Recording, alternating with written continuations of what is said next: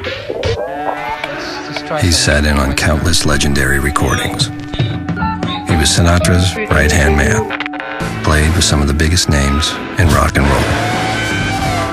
He was there at CBGB's in '77, Sunset Strip in '81. He's been on tour since 1866, and he's still going strong today.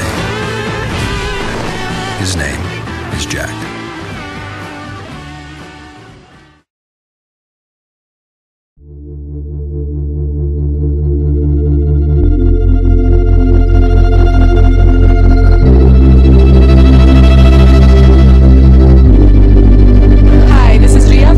India's leading art magazine. I'm here at Nature Mart Gallery at Oberoi's with Juhika. She was the winner of last year's Emerging Artist Award 2012, brought to you by Glenfiddich and Best College Art. Can you tell me a little bit about your work today?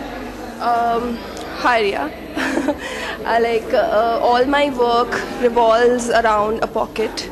So each and every work has like a very small little story with whether it is like socially or could be like depends how you actually perceive. So basically when you talk about this work, it revolves around of a woman. So it's like it becomes a container of a lady and how she happily accepts and arranges things around her and within her.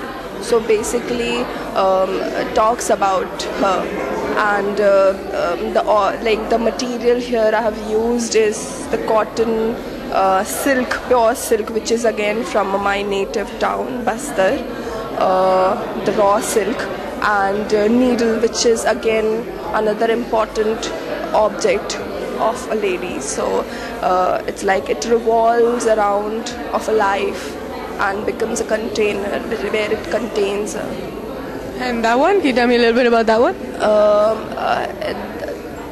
That is like it can you can actually see, or it can become something like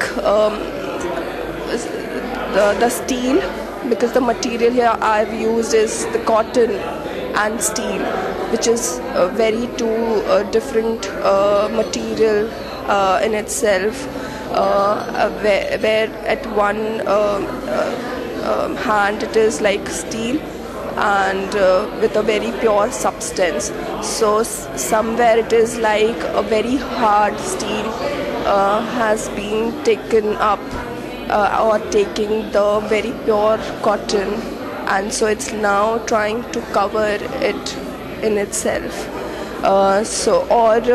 You can see it the other way around, where steel is actually giving birth to a very pure substance, which is cotton. So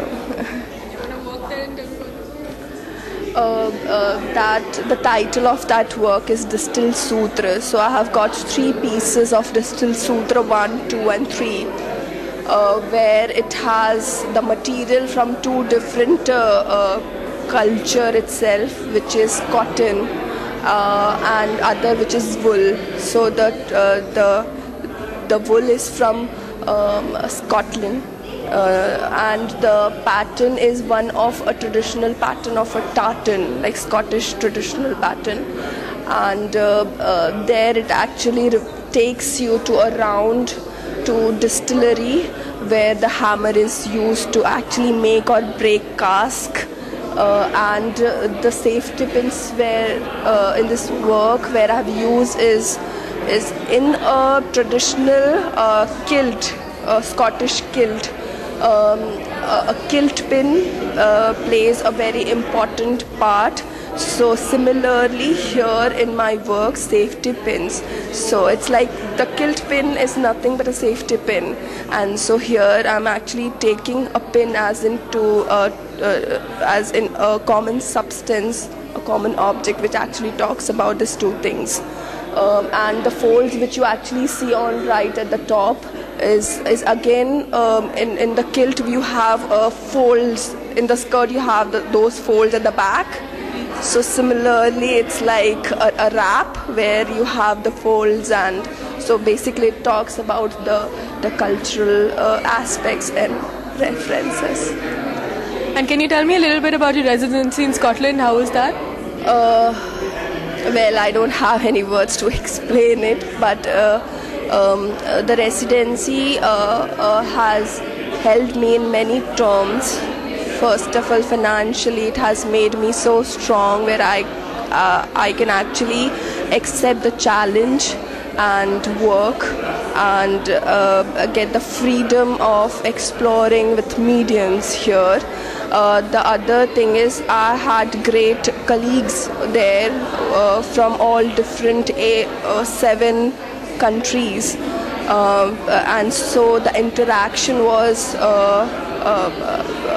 very useful, and the residency itself is very posh and luxurious, where I had my own cottage with every freedom to work and explore the place itself. Yeah, it is. It is. So it's really changed your life. Is there anything else you'd like to tell me about today's show?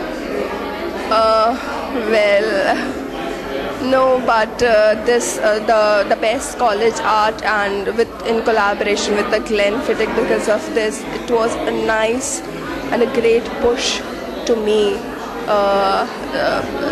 to work, because it is a big challenge in the market, and being a very fresh piece just passed out from art institute to survive in the market is difficult, and it has led me a way where I can actually walk freely.